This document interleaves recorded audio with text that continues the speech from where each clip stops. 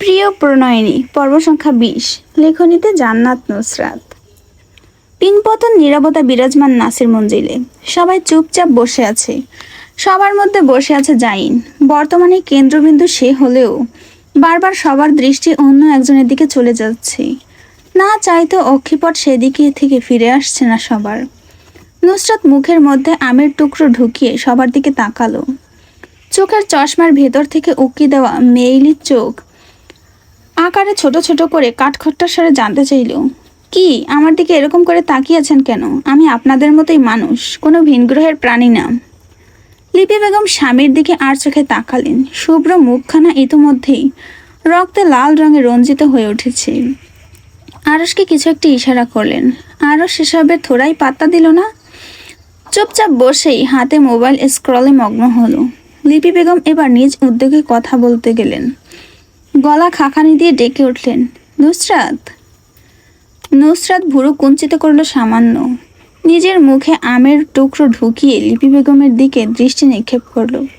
মুখ নাড়াতে নাড়াতে উত্তর দিল, জি বড় আম্মু। লিপি বেগম মৃদু হেসে বললেন, পা নামিয়ে বসো বাবা, বড়দের মধ্যে পা তুলে বসা অভদ্রতা। নুসরাত ঠোঁট জিহ্বা দিয়ে ভিজিয়ে নিল। মৃদু হেসে পায়ের ওপর থেকে পা নামিয়ে বসল। ইশরাতকে নিজের সাথে করে নিয়ে আসলেন রোহিণী বেগম। আরশ জাইনের পাশ থেকে উঠে এসে বসল নুসরাতের পাশে। হেলাল সাহেব একবার তেরা চোখে তাকিয়ে চোখ সরিয়ে নিলেন। নুসরাতের পাশে নির্দিষ্ট দূরত্ব রেখেই বসেছিল মাহাদি। আরশের তা সহ্য হলো না। মাহাদিকে নুসরাতের পাশ থেকেই গা দিয়ে ধাক্কা দিয়ে এক প্রকার অনীহা নিয়ে দূরে সরিয়ে দিল। চোখ সরু করে কিছুক্ষণ তাকিয়ে থেকে বলল, ওর সাথে কি মধু লাগানো যে সবসময় তোর ওর সাথে মৌমাছির মতো লেগে বসতে হয়? মাহাদি ফ্যাল ফ্যাল করে চেয়ে রইল। অতপর কোনরূপ শব্দব্যয় না করে নিজের চোখ সরিয়ে নিল। গনে গনে 2 সেকেন্ড পার হওয়ার পর কিচেন থেকেই চোখ পড়তে অক্ষয়কোটার ভাসল 5 স্লিপ কেটে ধূপ করে মেঝেতে পড়ে যাওয়া মমকে। নাদুস নাদুস হয় নিজের জায়গা থেকে উঠে দাঁড়াতে পারল না মেয়েটা। সোজা হয়ে উঠে দাঁড়াতে ইরহামের সাহায্য লাগলো। ইরহাম টেনে টুনে দাঁড় করাতেই নাক ফুলিয়ে কিছু একটা বলল মেয়েটি। মাহাদি সেদিক থেকে চোখ সরিয়ে নিয়ে বিড়বিড় করে আওড়ালো, এই মেয়ের পড়ে যাওয়া ছাড়া আর কোনো কাজ নেই? মেঝেতে, রাস্তায়, কাদায়, সব জায়গায় পড়তে হবে, তাও আমার সামনে। স্ট্রেঞ্জ। ইশরাত সবার উদ্দেশ্যে সালাম দিতেই সোহেব সাহেব উঠে এসে কপালে চুমু খেয়ে মাথায় হাত বুলিয়ে দিলেন। 1000 টাকার নোট দিয়ে মাথা চারপাশে ঘুরিয়ে নিয়ে নজর কাটালেন। ঝর্ণার হাতে টাকা তুলে দিতে দিতে বললেন, বেআইকে দিয়ে দাও। সোহেব সাহেব হেসে বসলেন আবার নিজের জায়গায়। সোহেদ উঠে এসে ইশরাতের মাথায় হাত বুলিয়ে দিলেন। তারপর কপালে সূক্ষ্ম চুমু খেয়ে মৃদু আওয়াজে বললেন, প্রিটি লাগছে আপনাকে আম্মা। ইশরাত মৃদু হাসল। সোহেদ সাহেব নিজের জায়গায় বসার আগেই ইশরাতকে জাইনের কাছে বসিয়ে দিলেন। নাজমিন বেগম কিচেন থেকে ঘাম মুছতে মুছতে এসে বসলেন সোফায়। নুসরাতকে ফিসফিস করে বললেন, এসির পাওয়ার কমা। নুসরাত সেন্টার টেবিল থেকে রিমোট নিয়ে এসির পাওয়ার কমিয়ে দিল। ধীরে ধীরে ড্রয়িং রুম ঠান্ডা হয়ে আসতে লাগলো। হেলাল সাহেব এবার বলে উঠলেন, আসল কথায় আসা যাক, যখন সব কিছু নতুনভাবেই হচ্ছে তাহলে নতুনভাবেই পরিচিত হই। নাসির সাহেব উপর নিচ মাথা নাড়লেন। হেলাল সাহেব ইশারা করলেন সোহেব আর সোহেদকে। ওরা দুজন আমার ছোট ভাই, ওদের স্ত্রী, এবং উনি আমার ফুপি। উনি আমার স্ত্রী আর ও হচ্ছে বড় ছেলে আর ছোট ছেলে। ইরহামের দিকে ইশারা করতে ইরহাম কথা কেটে দিয়ে বলে উঠল, আমি মেয়ে পক্ষ। হেলাল সাহেব আহানের দিকে আঙুল তাক করতে দুজন একসাথে বলে উঠল, আমরা দুজন মেয়ে পক্ষ। নাসির সাহেব সবার দিকে ইশারা করে বললেন, উনি আমার স্ত্রী, এই আমার বড় মেয়ে, আমার ছোট মেয়ে, আমার ভাইয়ের ছেলে ওই দুজন, আর ও আমার বোনের মেয়ে। হেলাল সাহেব মেকি হাসি ঠোঁটে ঝুলিয়ে বললেন, সুন্দর পরিবার আপনাদের। নাসির সাহেব হাসি মুখে বললেন, জি আপনাদেরও। এবার আসা যাক রীতিনীতিতে। একজন মেয়ে যেভাবে দেখা হয় সেভাবে আমরাও দেখব মেয়ে। হেলাল সাহেবের কথায় নাসির সাহেব মাথা নাড়লেন। হেলাল সাহেব বললেন, মেয়েকে বলুন হাঁটতে। নুসরাত ভুরুযুগল কুঞ্চিত করে রকচটা কণ্ঠে জানতে চাইল, কেন? সুফি খাতুন শুধালেন, কি কেন? নুসরাত তাচ্ছিল্য করে বলে উঠল, মেয়ে কেন হেঁটে দেখাবে? সাহেব নুসরাতের উদ্দেশ্যে বললেন, এটাই নিয়ম আম্মু। নুসরাত চোখ সরু করে জিজ্ঞেস করল, কে তৈরি করেছে নিয়ম? নাজমিন বেগম চোখ রাঙালেন, মৃদু স্বরে ধমক দিয়ে বলে উঠলেন, চুপ, একদম চুপ, এত প্রশ্ন কিসের? নুসরাত সেসবে পাত্তা দিল না, সবার দিকে প্রশ্নাত্মক চোখে তাকিয়ে রইল। হেলাল সাহেব বিরক্তি নিয়ে বলে উঠলেন, সমাজের তৈরি নিয়ম। নুসরাত পরপর প্রশ্ন ছুড়ল, সমাজ কাদের তৈরি? নাজমিন বেগম দাঁতে দাঁত চেপে ডেকে উঠলেন, নুসরাত। নুসরাত ফিরে তাকালেন নাজমিন বেগমের দিকে। লিপি বেগম হেসে উত্তর দিলেন, তুমি জানো না? নুসরাত কপালে ভাঁজ ফেলে হাসল এক গাল ফুলিয়ে। প্রশ্নাতীত চোখে তখনও তাকিয়ে ইশারা করছে প্রশ্নের উত্তর দেওয়ার জন্য। পাশ থেকে আরশের গম্ভীর স্বর ভেসে আসলেও আমাদের। নুসরাত চোখের চশমা ঠিক করে নিয়ে নড়ে চড়ে বসল। নাজমিন বেগম নুসরাতের মুখের ভাব দেখেই তার মনোভাব ধরে ফেললেন, তাই নিষেধাজ্ঞা জারি করতেই বলে উঠলেন, আর একটা কথা না, ইশরাত উঠে দাঁড়াও। ইশরাত নিজের জায়গা থেকে নড়ল না, যাইনে ইশারা করলো চুপচাপ বসে থাকতে। হেলাল সাহেব কঠোর স্বরে জিজ্ঞেস করলেন, উঠে দাঁড়াচ্ছিস না কেন? শুনতে পাসনি কি বললাম? ইশরাত দীর্ঘশ্বাস ফেলে উঠে দাঁড়াতে যাবে, জাইন হাত চেপে ধরলো, গম্ভীর গলায় বলল, প্রয়োজন নেই হেঁটে দেখানোর।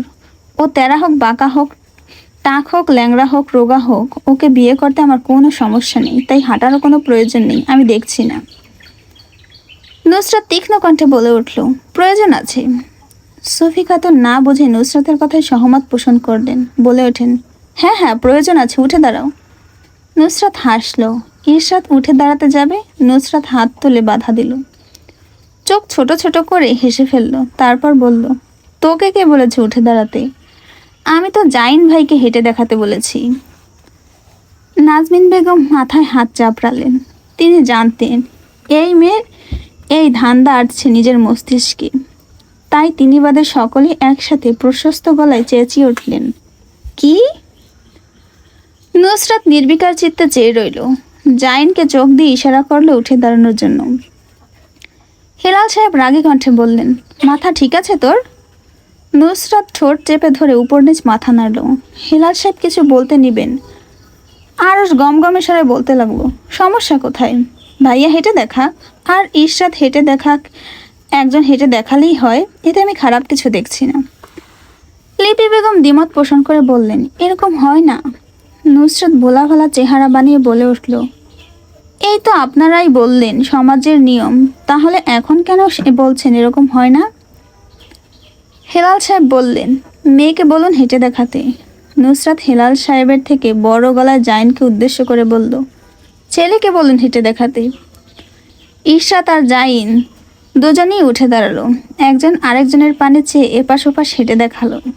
হেলাল সাহেবের ব্যাপারটা মন মতো না হয় ক্ষিপ্ত চাহনি নিক্ষেপ করে বললেন, মেয়ের চুল দেখাও।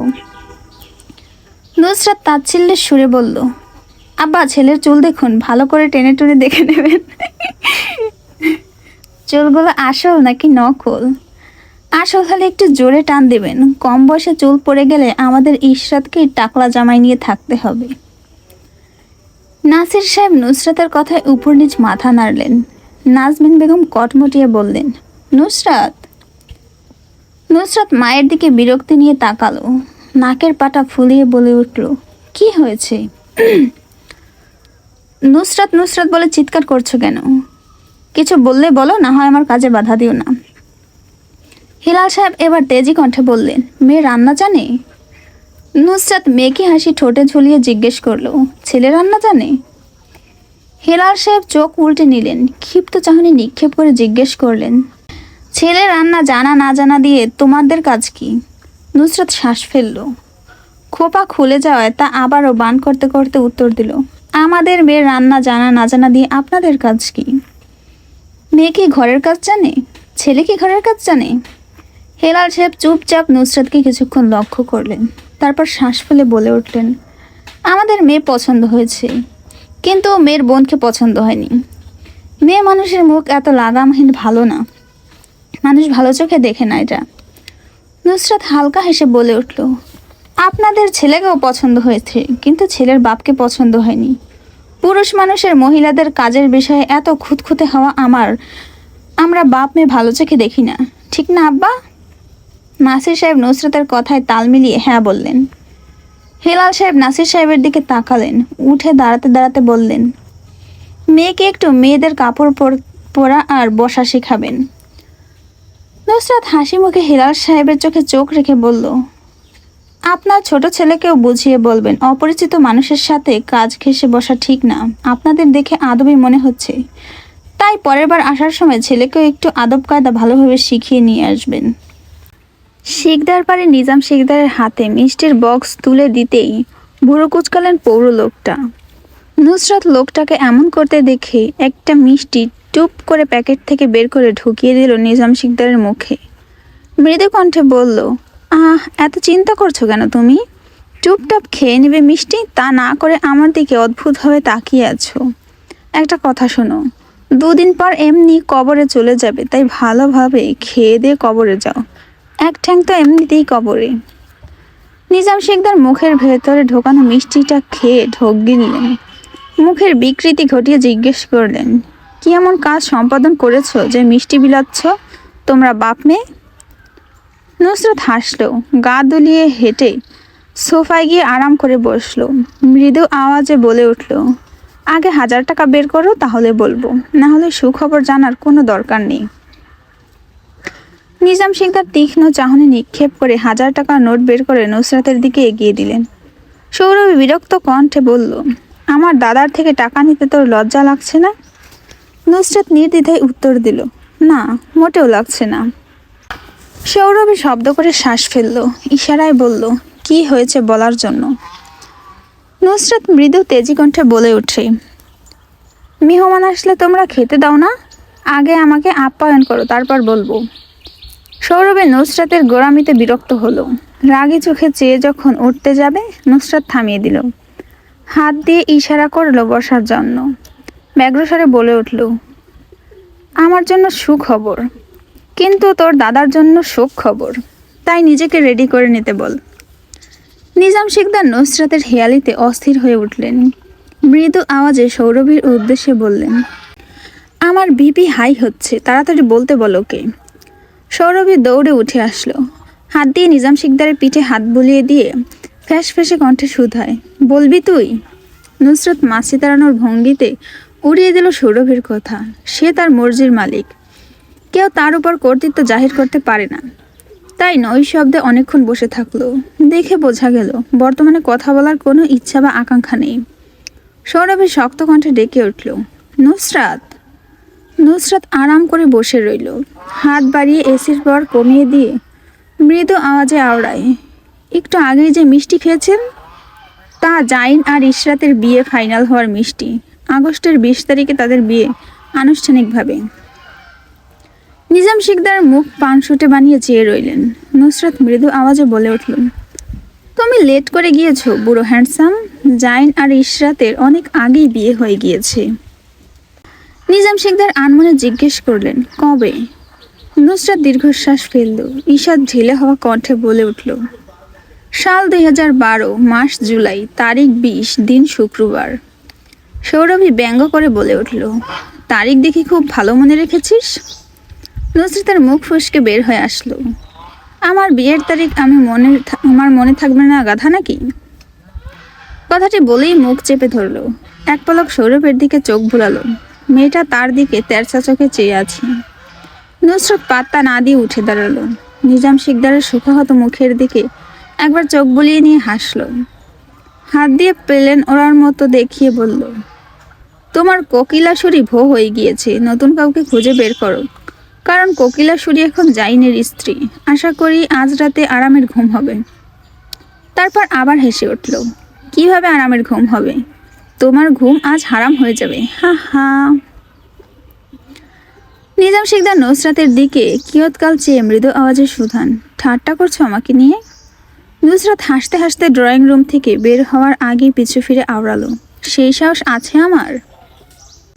নাসির মঞ্জিলে ড্রয়িং রুমে আসর বসেছে। টেবিলে এখনও তখনকার রেখে যাওয়া নাস্তার জিনিসপত্র। একের পর এক জিনিস তুলে নাসির মঞ্জিলের সবাই নিজেদের মুখের ভেতর ঢোকাচ্ছে। ইশরাতকে ইরহাম ইশারা করে মুখের খাবার গিলে নিয়ে শুধালো, আপি সালামি কত দিয়েছে? ইশরাত নিজের মুঠোয় টাকাগুলো দেখিয়ে হাসলো। অনেকগুলো খাম দিয়েছে সৈয়দ বাড়ির সবাই দেখতে এসে। ঠোঁট কামড়ে হেসে খামগুলো রাখলো সবার মাঝখানে। খাম খুলতে খুলতে উত্তর দিল, এখনো জানি না, খুলে দেখি কত দিয়েছেন সবাই। খামের ওপর যার যার নাম লেখা। প্রথমে হেলাল সাহেব ও লিপি বেগম পক্ষের খাম খোলা হলো। সেখান থেকে বের হয়ে আসলো 10,000 টাকা। সোহেব সাহেব আর ঝর্ণা বেগমের খাম থেকে বের হয়ে আসলো 7,000 টাকা। সোহেদ সাহেব আর রোহিণী বেগমের খাম থেকে বের হয়ে আসলো 12,000 টাকা। নুসরাত কিয়ৎকাল বড় বড় চোখে টাকার দিকে চেয়ে আওড়ালো। বড়লোক মানুষজন। সবাই হাসলো, টাকাগুলো একত্রিত করলো। হঠাৎ জাইন লেখা একটি খামে আহানের চোখ আটকালো। মমকে ইশারা করতেই সেই খাম হাতে নিল সে। সেটা তার হাত থেকে হস্তান্তর করার জন্য হামলে পড়ল সবাই। নুসরাত থাবা মেরে খামটা নিজের কাছে নিয়ে আসলো এক প্রকার উড়িয়ে। ইশরাতের দিকে তাকিয়ে তাকিয়ে ইশারায় জানতে চাইল খুলবে নাকি খুলবে না। ইশরাত হ্যাঁ ভঙ্গিতে মাথা নাড়াতেই খাম খোলা হলো। সেখান থেকে টাকা বের হয়ে আসলো না। জাইন লেখা একটা নেকলেস আর একটি চিঠি বের হয়ে আসলো। নুসরাত চিঠিটা ইশরাতের হাতের মুঠোয় দিয়ে দিল। মনে মনে ইচ্ছে জাগলো জানার কি লিখেছে বেটা, কিন্তু নিজের ইচ্ছে দাফন করে ঠোঁট চেপে নীরব হয়ে বসে রইল। ইশরাত চিঠিটা খুলতেই টানা টানা হাতের কিছু লেখা ভাসলো অক্ষি কোটরে। প্রথমেই বড় বড় অক্ষরে লেখা, প্রিয় সহধর্মিণী, আমার লেখার হাত জঘন্য আমি জানি, তাই আমার লেখা নিয়ে হাসাহাসি করবেন না। আমি এই চিঠিটা আপনাকে লিখছি এই জন্য যে আমার আব্বু আপনার বাসায় এসে অনেক উল্টোপাল্টা কথা বলবেন, তাতে আপনি মন খারাপ করবেন না। আপনাকে দেখতে আসার পর আমি আপনার হয়ে কথা বলতে পারবো না। আমি একটা ওয়াদা করেছিলাম আমার আব্বুর সাথে, আর তাতে আমি দায়বদ্ধ। আপনার মনে প্রশ্ন জাগছে, চাইলে আমি আপনাকে মেসেজ করে জানাতে পারতাম, কিন্তু এভাবে কেন? হয়তো জাগতেই পারে। আমি লজ্জার সাথে এই স্বীকারোক্তি দিচ্ছি যে আপনার হোয়াটসঅ্যাপ নাম্বার এমনকি মোবাইল নাম্বার দুটোর কোনোটাই আমার কাছে নেই। তাই আমার এই গাফিলতি আপনি নির্দ্বিধায় ক্ষমার চোখে দেখবেন। ইতি আপনার প্রিয়। ইশরাত চিঠি পড়ে মুচকে হাসি দিল। নুসরাত আর ইরহাম চোখাচোখি করলো। তারপর দুজনেই শুরু হলো ইশরাতকে নিয়ে ঠাট্টা করা। দুইজনেই ঠোঁটে হাত চেপে হি হি করে হেসে উঠল। ইরহাম মৃদু আওয়াজে বলল, আজ একটা চিঠি পাইনি বলে এরকম ঠোঁট চেপে হাসতে পারি না। নুসরাত কিছু বলার পূর্বেই ইরহামের মোবাইলে কল আসলো। তর্জনী আঙুল ঠোঁটে চেপে চুপ দেখালো। সবাই চুপ হতেই কল পিক করে কানে ধরলো ইরহাম। উপাসের কথাগুলো শুনেই মুখ কালো করলো, শঙ্কিত গলায় বলল, আসছি ভাই। ফোন কেটে পুরো নাসির মঞ্জিল থেকে দ্রুত পদক্ষেপে বের হতে হতে সবার কাছ থেকে বিদায় নিল। নুসরাত কিছু বলার পূর্বেই ইরহাম হন্তদন্ত পায়ে ছুটল, বিড়বিড় করে আওড়ালো, আজ মনে হয় আর বাঁচবো না।